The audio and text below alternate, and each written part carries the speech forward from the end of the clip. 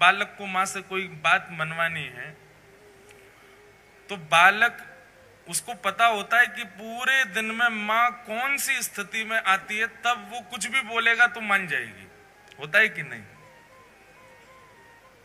हमको तो पता होता था हमारी माता जी का सीक्रेट कि मैया हमारी जब इस स्थिति में आएगी उस समय हम जो बोल देंगे मैया उसमें हाँ बोलने वाली है, मना नहीं करने वाली। तो पूरे दिन प्रतीक्षा करते थे हम, हमारी बहनें सब उसी की प्रतीक्षा करते थे, मैया उस स्थिति में। अब वो स्थिति नहीं बताऊंगा कौन सी थी, पर उस स्थिति की हम सब प्रतीक्षा करते थे कि माँ उस स्थिति में आए तो हम सब जाके बोले माँ कल हमको घूमने जाना है, कल हमको पिक्चर देखनी है, कल हमको ऐसा करना है, या फिर कल हमको स्कूल नहीं जाना, कल ट्यूशन नहीं पढ़ना, नानी के घर जाना, आदि आदि जो भी बात, नए कपड़े खरीदने, मेला में घूमने जाना, झूला में झूलने जाना। तो माँ की उस स्थिति का प्रतीक्षा करते थे, वो टाइम आवे जब माँ इस तरीके की होगी तब उनसे पूछेंगे तो हाँ ही करेंगे। ऐसे बंधुओं भगवान श्री कृष्ण के अनेक रूप हैं, लेकिन जगन्नाथ महाप्रभु जो हैं ये प्रेम विगलित स्वरूप है। ठाकुर जी श्री जगन्नाथ रूप में व्यस्त हैं। किसमें व्यस्त हैं? ब्रजवासी और किशोरी जी की याद में व्यस्त हैं। इसीलिए प्रेम विगलित ठाकुर जी हैं, पिघल रहे हैं उस समय श्री जगन्नाथ जी। इतनी याद आ रही है ब्रजवासियों की कि दोनों भुजाएं खड़ी करके और बस एक टक अपलक नेत्रों से सामने निहारते रहते हैं कि इतने वैष्णवों में कोई ब्रजवासी मुझे दिख जाए। आपको एक बात कहें बंधुओं, जगन्नाथपुरी जाओ, निश्चित जाया करो, पर कभी अवसर मिले ना किसी ब्रजवासी को संग लेकर के जाना और ब्रजवासी के संग श्री जगन्नाथ जी का दर्शन करना, तो निश्चित है कि हजारों की भीड़न में जगन्नाथ जी आपको जरूर देख लेंगे, वह ब्रजवासी के बहाने, क्योंकि ब्रजवासी को देखने के लिए ही वो खड़े। अब तो नियम बदल गए मंदिर के, पर मैंने महाप्रभु जगन्नाथ जी को अंक में भरा है, गले से लगाया है। पहले के प्राचीन काल, बहुत ज्यादा पुरानी बात भी नहीं है, पर 2007-8 से पूर्व की बात है, तब तक भी श्री जगन्नाथ जी के गर्भगृह में जाने की अनुमति थी। कई बार तो भीड़ होती तो गर्भगृह में ही ब्रह्म वेदी के पास से घुमा करके बाहर कर देते थे। कई बार भीड़ नहीं होती थी तो चढ़ा करके जगन्नाथ जी के गले से लगा देते थे। हमने एक बार ठाकुर जी को अंक में भरा है, आते तो नहीं है, खूब विशाल है, मैं भी छोटा ही था, बस एक बार ऐसे हृदय से लगाने का अवसर मिला था। तो श्री जगन्नाथ जी जो हैं ये प्रेम विगलित स्वरूप है ठाकुर जी का। इसमें ठाकुर जी व्यस्त हैं, ब्रजवासी और किशोरी जी की याद में व्यस्त हैं। ऐसे स्वरूप के सामने जाकर के आप जो बोलोगे, लेकिन आपको कानी देनी पड़ेगी ठाकुर जी को। कानी देने का मतलब क्या है? एक वचन देना पड़ेगा श्री जगन्नाथ जी। बहुत ध्यान से सुनना। हे नाथ, हमारे जीवन में ये आर्त है, हे नाथ हमारे जीवन में ये विपत्ति है, हे नाथ हमारे जीवन में ये संकट है, ये काम बन नहीं रहा, आदि सब जगन्नाथ भगवान से कह दो। लेकिन इसके बदले जगन्नाथ भगवान को एक लोभ दे दो, एक वचन दे दो। क्या? अगली बार आऊंगा तो एक ब्रजवासी को लेके आऊंगा, आपका काम पक्का ठाकुर जी पूर्ण करेंगे। क्योंकि श्री जगन्नाथ महाप्रभु को ब्रजवासी बहुत प्रिय है। हमारे स्वामी श्री हरदास जी की वाणियों में कहीं ऐसा प्रसंग आता है, एक बार स्वामी जी के कुछ वैष्णव जन वृंदावन से जगन्नाथपुरी जाने के लिए निकले, और उस समय की बात है जब इतने साधन नहीं हुआ करते थे। वृंदावन से वैष्णव निकले हैं जगन्नाथपुरी के लिए, और वृंदावन से वैष्णव जा रहे हैं तो अब जैसे भी साधन, पैदल जाएंगे, बैलगाड़ियों में जाएंगे, समय तो बहुत लगना है पहुंचने में। लेकिन जिस समय वृंदावन से वैष्णव निकलते हैं जगन्नाथपुरी दर्शन के लिए, यहाँ मंदिर में पुजारी जी जैसे जगन्नाथ भगवान को प्रणाम करने जाते हैं तो ब्रह्म वेदी पर बैठे गोल मटोल हमारे श्री जगन्नाथ जी ऐसे झूमने लग जाते हैं। तो पुजारी जी कहते हैं महाप्रभु जी आज बड़े प्रसन्न हो। बोले हम इसलिए प्रसन्न हैं क्योंकि वृंदावन से 4 वैष्णव निकले हैं जगन्नाथपुरी आने के लिए। हम अब हमको प्रतीक्षा नहीं हो रही है। मुझे एक एक क्षण का ऐसा लग रहा है कि कब वो क्षण आवे, ब्रजवासी सामने से आवे। भैया हम तुमसे प्रार्थना कर रहे हैं, उनकी रहने की उत्तम व्यवस्था कर देना, उनकी प्रसाद की उत्तम व्यवस्था कर देना, और वे जब आ जाए ना तो उनको ला करके मेरे हृदय से लगा देना। इतना प्रेम करते हैं श्री जगन्नाथ जी ब्रजवासियों से। उन्हीं ब्रजवासियों के स्मरण में श्री जगन्नाथ जी का ऐसा रूप, ऐसे हाथ, ऐसा उदर, ऐसा स्वरूप बन गया ठाकुर जी का। ये प्रेम की 10वीं अवस्था है। हम चर्चा करेंगे कल या परसों में प्रेम की 10 अवस्था। प्रेम की 10वीं अवस्था का स्वरूप क्या है कि प्रेमी अपने प्रियजनों की याद करके, अपने प्रेमी की याद करके, याद करता करता पिघलने लग जाता है मोम की तरह।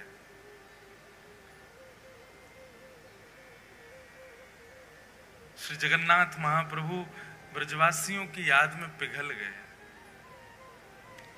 किशोरी जी के स्मरण में, ये किशोरी जी के विरह का स्वरूप है श्री जगन्नाथ जी का।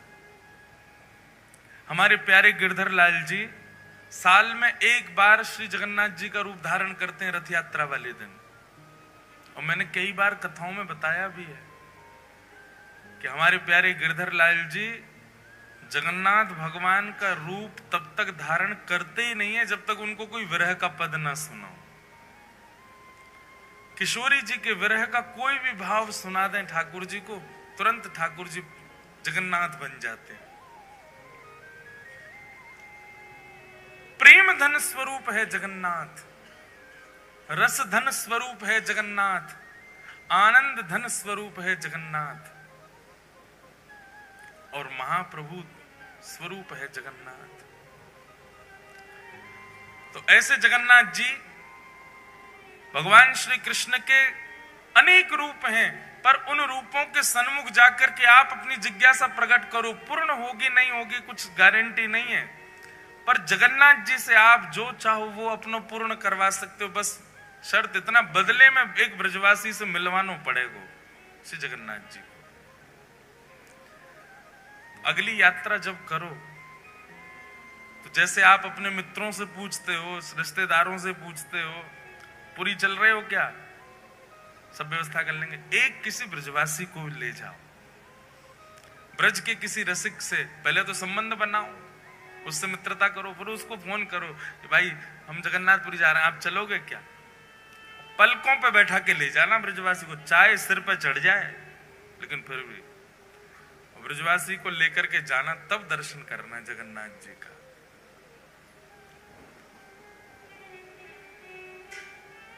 बड़ो प्यारो लाल है, बड़ो प्यारो ठाकुर है श्री जगन्नाथ।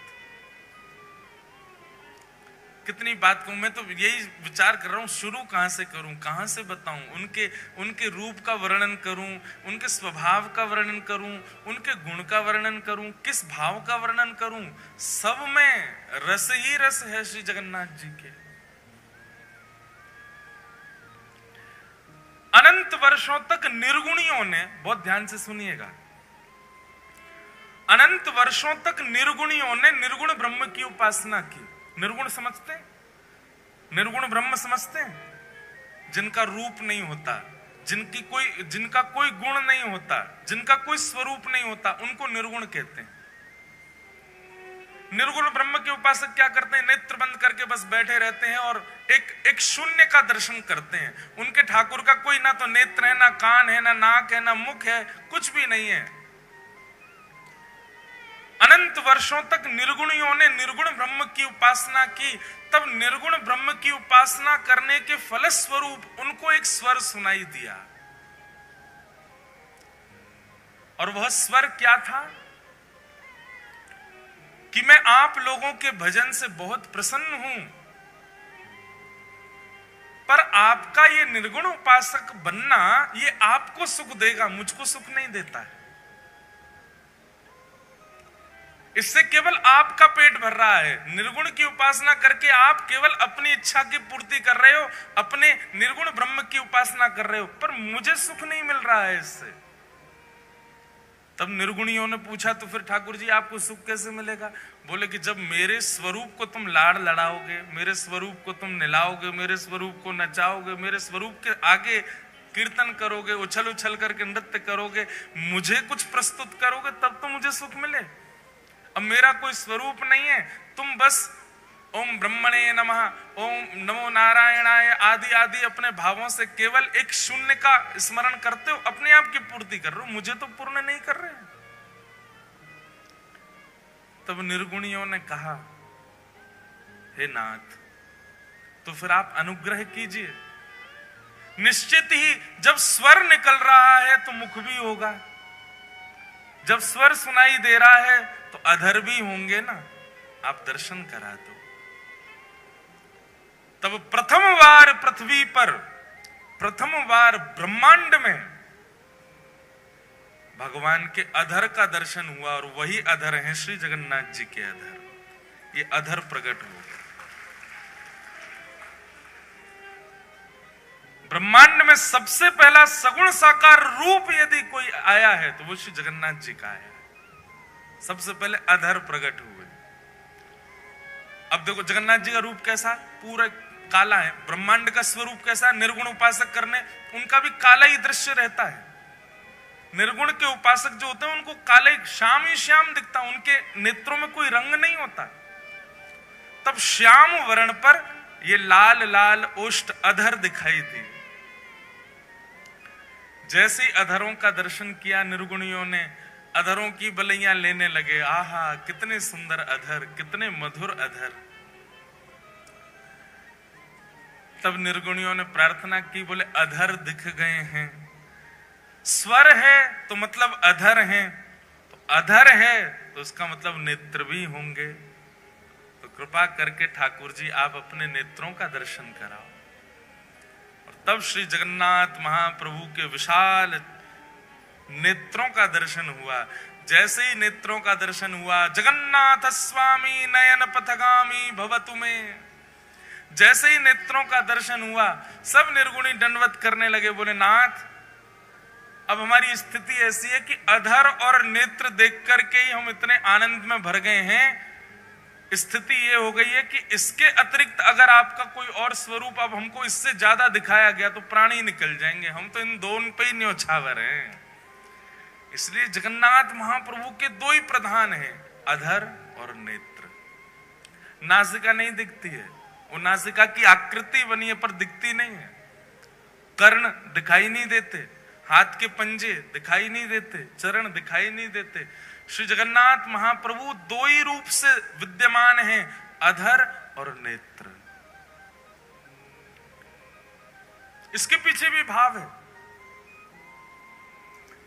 अधर प्रकट हैं, इसका मतलब क्या है, बहुत ध्यान से सुनना। अधर प्रकट हैं इसका मतलब क्या है, ये बोलवे वाले ठाकुर जी हैं पर कुछ सुनने वाला होना चाहिए। कौन से ठाकुर जी हैं? बोलवे वाले ठाकुर जी हैं, बस कुछ सुनने वालों चाहिए। ये सुनवे वाले ठाकुर जी ना, इधर देखो यहां देखो सब लोग कथा सुनो। सुनवे वाले ठाकुर जी ना है, ठाकुर जी के कान तो छुप रहे हैं, दिखे ही ना रहे, केवल अधर। देखो वहां देखो, कहीं भी देखो, कहां पे जगन्नाथ जी के अधर ही दिखेंगे, अधर और नेत्र। जहां भी देखो स्वरूप में बोलवे वाले ठाकुर जी हैं। बस कोई भक्त में सामर्थ हो जो इनसे बुलवाए दे। और दूसरी बात, ये देखवे वाले ठाकुर जी हैं, और देखवे वाले भी ऐसे वैसे नहीं है। ऐसा देखवे वालों दूसरों ठाकुर ही ना है पूरे विश्व में। क्यों? बोले बाकी सब तो हमारे वृंदावन वाले ठाकुर जी के तो कटाक्ष नेत्र हैं, नेक नेक नेत्र हैं, वो नीचे करके धरे। श्रीनाथ जी में चले जाओ, कटाक्ष नेत्र नीचे धरे। द्वारिका में तो नेत्र ही धारण ना करें। बद्रीनाथ भगवान तो तपस्या में बैठे हैं। लेकिन जगन्नाथ प्रभु बोले एक तो नेत्र हैं, वो भी थोड़ी बहुत ना खोल रखे, इतनी जोर से खोल रखे कि महाराज कोई बच नहीं जाए मुंह से। बच नहीं जाए मतलब भय के कारण नहीं, बच नहीं जाए कहीं, मतलब मेरे नेत्रन से कोई चूक के चलो नहीं जाए, मैं सबको देख लूं। और इतने में भी इनका बस नहीं चला, तो फिर कहा किया, बोले अपलक हो गए। पलक ही नहीं बनवाई महाराज अपनी, कहीं श्रम होने के कारण मुंह को पलक झपकनी ना पड़ जाए, वह समय कोई वैष्णव सामने और मैं वह को नहीं देख पायो तो। इसलिए अपलक नेत्र है, विशाल नेत्र है, सबको देखते हैं। एक बात आप बिल्कुल लिख लीजिएगा, जगन्नाथ भगवान के दर्शन की प्रधानता कम है, जगन्नाथ मंदिर में जाके स्वयं को दिखावे की प्रधानता है कि ठाकुर जी हमको देख लो। आप लोग मंदिर जाते हैं और उछट उछट करके देख रहे हैं हमको जगन्नाथ जी दिख जाए, जगन्नाथ जी को मत देखो। आप जगन्नाथपुरी जाएंगे तो जगन्नाथपुरी में एक अनुभव, इधर देखो इधर देखो, जगन्नाथपुरी में एक अनुभव होगा आपको। अगर आपका भीतर प्रवेश नहीं हुआ, वो भी सुबह या शाम को ही खुलता है भीतर का दर्शन जो है, अधिकतर दर्शन कहां से होगा? जहां पर गरुण स्तंभ है, वो गरुण स्तंभ के, अब आप में से जगन्नाथपुरी गए कितने, पहले हाथ ऊपर करो। ओहो, फिर तो जो नहीं गए वो कैसे समझेंगे, मैं तो पूरी इमेजिनेशन बता रहा हूं। चलो, जो नहीं गए हैं वो इमेजिन ही कर लो, अगली बार जाओगे तो फिर आपको पहले से ही पता होगा गरुण स्तंभ कहाँ है, ठाकुर जी की ब्रह्मवेदी कौन सी है, ठाकुर जी का भोजन मंडप कौन सा है, ठाकुर जी की रसोई घर कौन सी है, ये सब पहले से ही सुन के चले। जो गए हैं उनका सौभाग्य, और जो नहीं गए हैं उनका बहुत बड़ा सौभाग्य कि आपको पहले कथा सुनने को मिल रही है। पहले पूरी जानकारी ले लो फिर चले जाना, लेकिन इस कथा के बदले आपको एक काम तो करना ही पड़ेगा कि 2025 आए उससे पहले जगन्नाथपुरी हुआ ना। और भाई ये कथा भूलने लग जाओ उससे पहले पहले हुआ ना। 4 दिना में हम वो रहस्य खोलेंगे यहाँ पर जो कोई को नहीं पता होंगे। तो इसलिए जितने लोग यहाँ बैठे हो, छुट्टी ढूंढो, जल्दी जाओ जगन्नाथपुरी होके आओ। तो जो लोग गए हैं वो लोग तो सब समझ जाएंगे, जो नहीं गए वो इमेजिन करो। तो जैसे आप मंदिर में जाते हैं तो अब मंदिर का तो बहुत बड़ा रूप है, एक एक चीज बताएंगे हम, सिद्धियों का क्या भाव है, मुख्य द्वार कौन सा है, उत्तर द्वार, दक्षिण द्वार, पश्चिम, सबके भाव है, अपने अपने भाव हैं, जैसे जैसे सामर्थ्य ठाकुर जी देंगे बताएंगे। पर जब आप मुख्य मंदिर में प्रवेश करेंगे जहां श्री जगन्नाथ जी विराजते हैं, तो जहां से अमूमन दर्शन सबको किया जाता है वहां से भी जगन्नाथ जी इतनी दूर होते हैं कि ऐसे 3 हॉल, सबसे पीछे वाली मैया से मुझ तक जितनी दूरी है इतने 3 हॉल भीतर, और लंबे 4 हॉल समझ लो, इतने भीतर बैठे हैं श्री जगन्नाथ जी, वहां से दिखेंगे आपको। जगन्नाथपुरी में प्रत्यक्ष दर्शन केवल सुभद्रा जी का होता है, स्पष्ट दर्शन होगा आपको, बीच में बैठी है सुभद्रा जी। तो द्वार है तो बहुत विशाल, लेकिन दूरी इतनी होती है कि जब आप भीतर प्रवेश करोगे तो इतने तो आपको बलराम जी दिखेंगे, बलराम जी सबसे पहले घुसते ही आपको बलराम जी दिखेंगे इतने। फिर बलराम जी के बाम अंग में बैठी हैं सुभद्रा जी पूरी दिखेंगी, और जिनके दर्शन के काज पूरी दुनिया गई है जगन्नाथ जी, वो इतने भी नहीं दिखते, इतने दिखते हैं, बस इतने ही दिखते हैं, आधी सी आंख दिखे उनकी।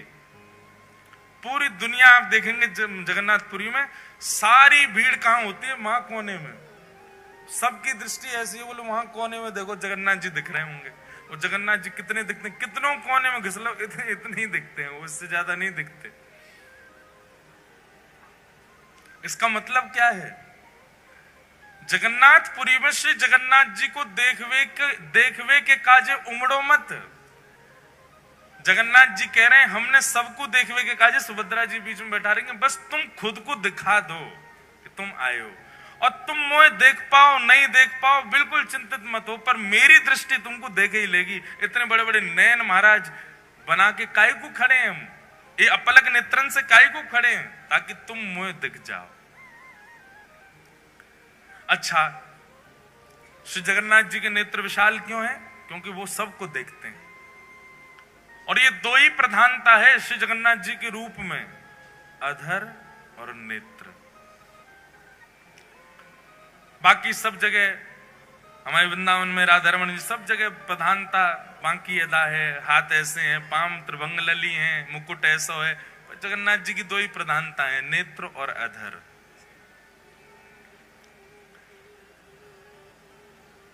तो देखवे वारे ठाकुर जी, बोलवे वारे ठाकुर जी, कोई बुलवानो जाने बस जगन्नाथ प्रभु से। अधर हैं तो मतलब गावे वाले ठाकुर जी हैं, इसलिए जयदेव महाप्रभु की स्तुति में गाए हैं ठाकुर जी। अभिनव जलधर सुंदर धृत मंदर, धृत मंदर श्रीमुख चंद्र चकोर, जय जय देव हरे। श्री राधा मुख चंद्र चकोर, जय जय। पहली बार ठाकुर जी गा रहे हैं किसी की स्तुति में, ये जय जय देव हरे ठाकुर जी गा रहे हैं, ये जयदेव महाप्रभु नहीं गा रहे हैं। इस अष्टपदी की विशेषता है कि जयदेव महाप्रभु तो वर्णन करना चाहते हैं जय जगदीश हरे, अभिनव जलधर सुंदर धृत मंदर ए, श्रीमुख चंद्र चकोर, जय जगदीश हरे, ये लिखना चाह रहे हैं जयदेव महाप्रभु तो। पर जयदेव महाप्रभु ने जाकर के जैसे ही जगन्नाथ महाप्रभु को ये अष्टपदी सुनाई, ये अष्टपदी सुनकर के जगन्नाथ भगवान के अधर जो है वो बोल पड़े, और जयदेव महाप्रभु को वाद्य होना पड़ा अपनी लेखनी मिटाने पर। बोले जब ठाकुर जी स्वयं गा रहे हैं तो फिर हम अपनी क्यों थोपें जय जगदीश हरे। जैसे ही जयदेव महाप्रभु बोले अभिनव जलधर सुंदर धृत मंदर ए, श्रीमुख चंद्र चकोर, जयदेव महाप्रभु तो गा रहे हैं जय जगदीश हरे, पर जयदेव महाप्रभु की आवाज किसी को सुनाई नहीं दी। इतने वेग से जगन्नाथ प्रभु ने गाया कि सबको एक ही स्वर सुनाई दिया, जय जय देव हरे। जगदीश की जय जय नहीं है, जगदीश को भजवे वारे जयदेव की जय हो। बोलवे वाले ठाकुर जी हैं जगन्नाथ जी, कोई बुलवानो जाने। अच्छा, जगन्नाथ जी के कान क्यों नहीं है? जगन्नाथ जी के कान दिखते क्यों नहीं है? बहुत सुंदर भाव है। बोले जगन्नाथ महाप्रभु कहते हैं, बोले कोई मेरो भक्त आर्तनाद आर्त भाव से मुंह को पुकारे,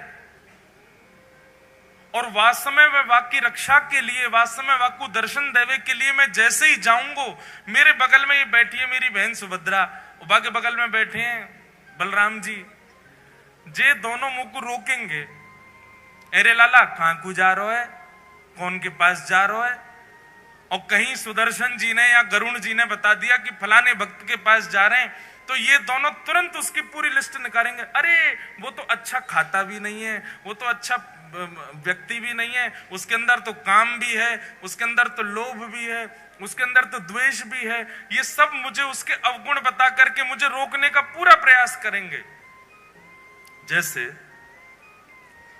कई बार होता है बच्चे कहीं जाना चाहते हैं तो माता पिता उसको रोकने के लिए उस स्थान की खूब सारी बुराइयां कर देते हैं। अरे झूला में नहीं झूलना चाहिए, उसके पेच ढीले हो जाते हैं, झूला गिर जाता है, कितने लोग मर जाते हैं।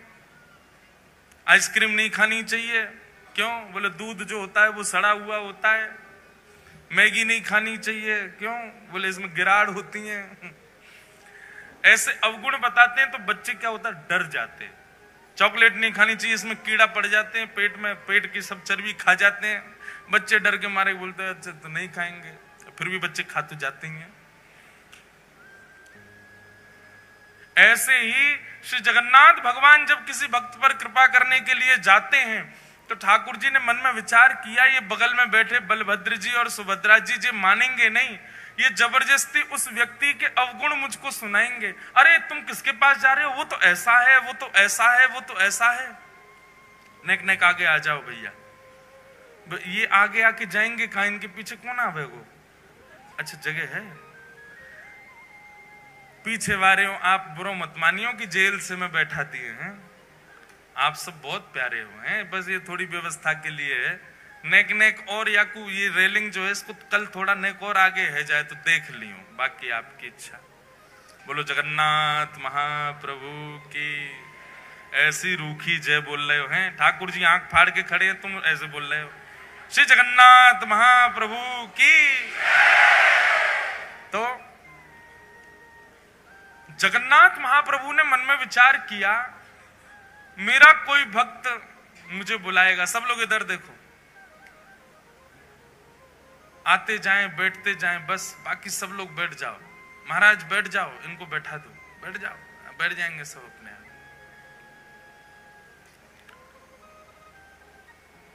तो ठाकुर जी ने मन में विचार किया, बोले मैं भक्त पर कृपा करने जाऊंगा, जे बलभद्र सुभद्रा जे मानेंगे नहीं, उसके अवगुण मुझको बताएंगे। लेकिन एक दिन जगन्नाथ भगवान ने क्या किया, जैसे ही किसी भक्त पर कृपा करने जा रहे थे तो बलभद्र सुभद्रा ने पूछा कहां जा रहे हो? उत्तर सुदर्शन जी ने दिया, बोले वहां जा रहे हैं उस भक्त के पास। कौन भक्त? तब गरुण जी बोले वहां जा रहे हैं। महाराज बलराम जी लेके उसके सारे अवगुण बताने लगे। सुभद्रा जी कहने लगी वो तो ऐसा है, वो तो ऐसा है, उसके अंदर तो इतना काम है, वो तो क्रोधी है, वो तो लोभी है, लोभ के चक्कर में आपको याद कर रहा है, वैसे बिल्कुल याद नहीं करता है, आदि आदि सब बात कहने लगे। ठाकुर जी चुपचाप चलते ही जा रहे हैं, रुके ही नहीं रहे। ताऊ दादा बोले अरे लाला सुनना है रहो, इतनी देर तक कह रहा हूं मैं। ठाकुर जी फिर भी नहीं सुने, चलते गए चलते गए चलते गए। और जब उस भक्त के यहाँ पहुंच गए, भक्त के यहाँ पहुंच करके और सीधे उस पर कृपा कर दी, वहां पर कृपा करके अनुग्रह करके वाकु जो भी वाको भाव हो वो पूर्ण कर दियो।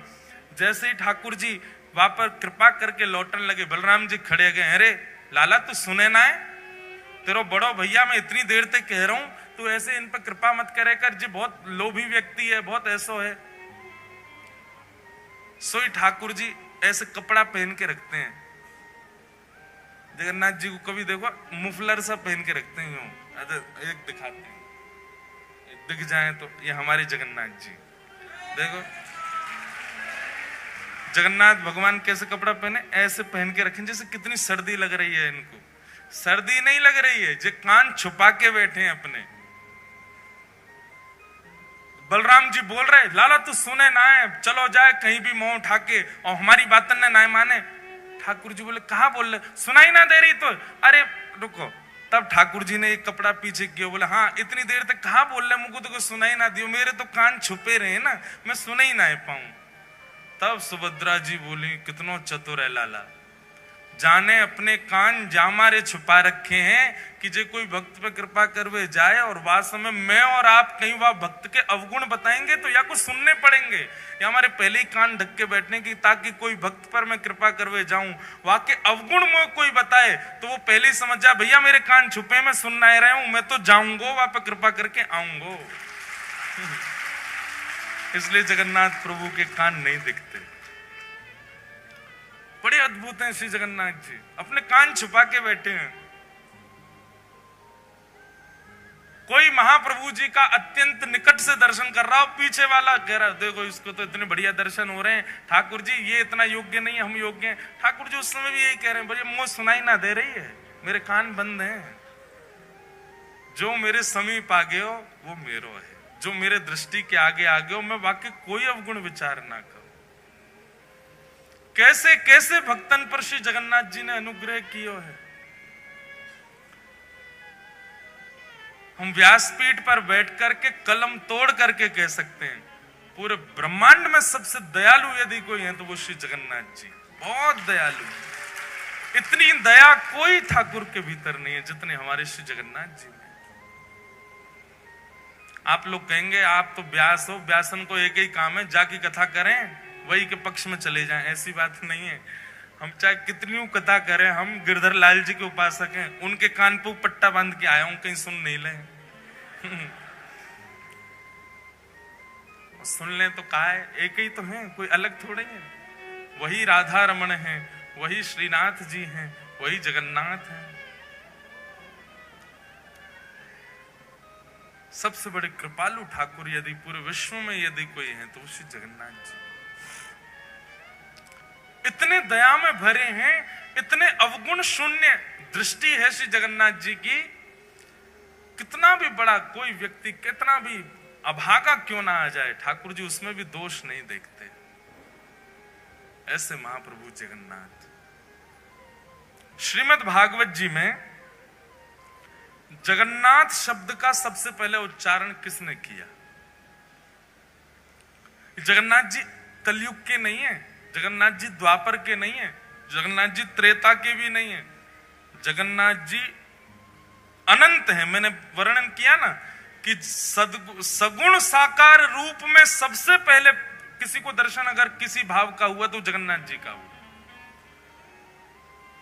सगुण रूप के ही हम सब उपासक हैं, हम सब के अलग अलग रूप के ठाकुर हैं, पर इन सगुण रूपों में सबसे पहले दिखने वाले जो ठाकुर जी सगुण रूप से जो दिखे हैं साधकों को, भक्तों को, वो श्री जगन्नाथ जी।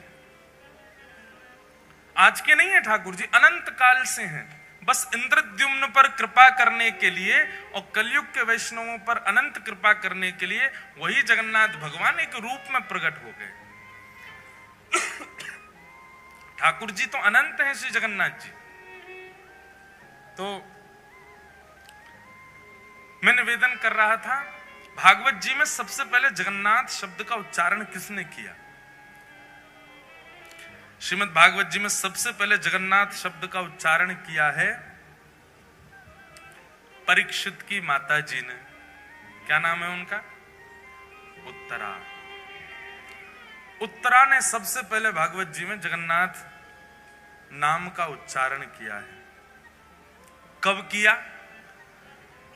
आप लोगों ने भागवत जी कथा सुनी होगी, तो भागवत जी में जब उत्तरा के गर्भस्थ शिशु को मारने के लिए अश्वत्थामा ने बाण छोड़ दिया, उस समय उत्तरा दौड़ी दौड़ी जाती है, भगवान रथ में बैठकर के द्वारिका को प्रस्थान कर रहे हैं। उस समय उत्तरा गाती है, पाहि पाहि महायोगिन देव देव जगतपते नान्यम तद्भयं पश्ये यत्र मृत्यु परस्परम नान्यम तद्भयं पश्ये यत्र मृत्यु परस्परम। जगन्नाथ जी को सबसे पहले पुकारा है श्रीमद् भागवत जी में उत्तरा ने। नाथ शब्द का अर्थ क्या होता है? नाथ किसको कहते हैं? रक्षक को नाथ कहा जाता है। किसको कहते हैं? रक्षक को। और मानव का रक्षक कौन होता है? रक्षक कोई नाथ कहते हैं और रक्षक कोई पति कहते हैं। पति को भी रक्षक, पति शब्द का अर्थ भी रक्षक ही होता है। कुल का रक्षक, पत्नी का रक्षक, बच्चों का रक्षक, वही पति।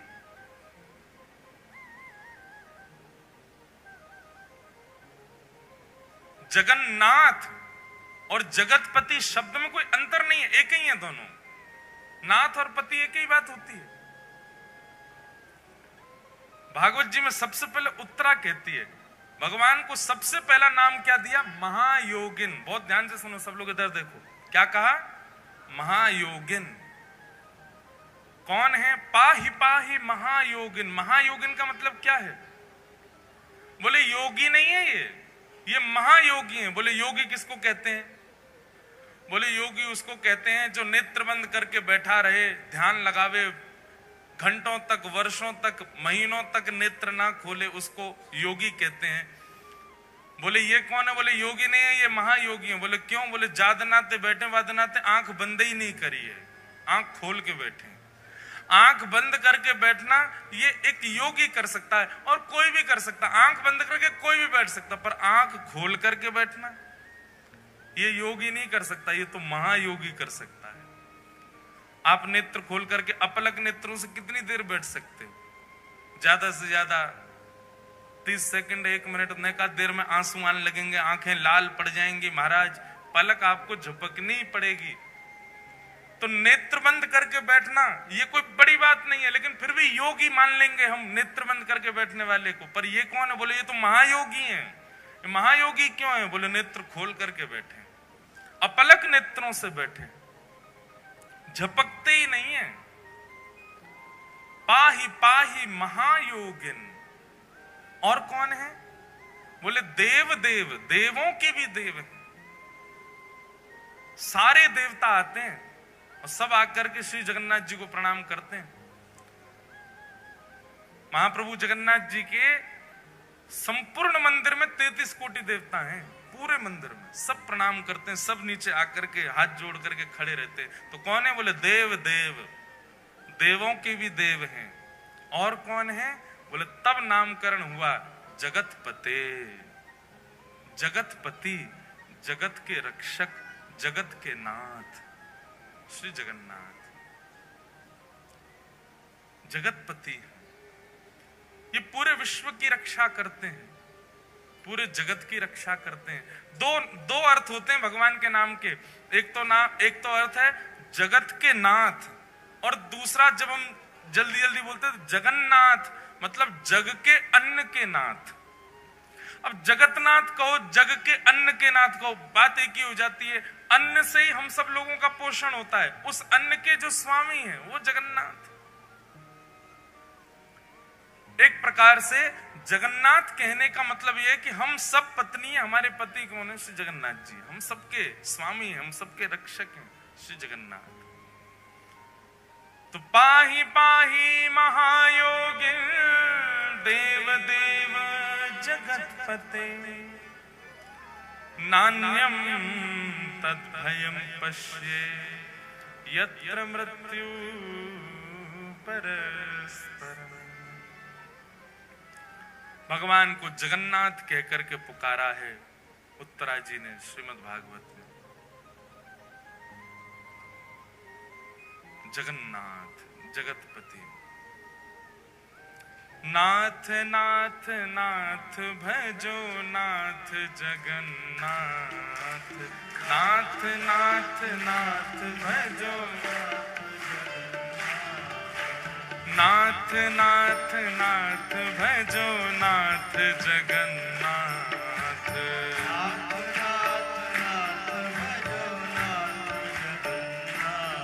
हे नाथ नाथ नाथ भजो नाथ जगन्नाथ।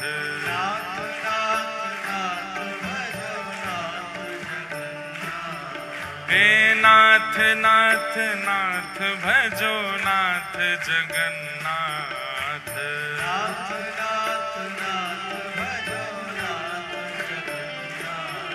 श्री जगन्नाथ महाप्रभु।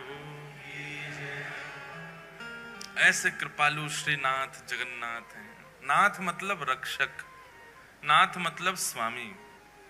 अच्छा, जगन्नाथ जी के विषय में एक बहुत विशेष बात सुनो। श्री जगन्नाथ महाप्रभु को सब प्रिय है, बस एक भाव छोड़ के। जब कोई उनका स्मरण करके या उनके सन्मुख जाकर के स्वयं को अनाथ कहे, महाप्रभु जी को बहुत विकलता होती है। जब कोई स्वयं को अनाथ माने, कभी भी जीवन में स्वयं के प्रति अनाथ की भावना लगती हो, महाप्रभु जगन्नाथ जी का स्मरण करो, सबके नाथ।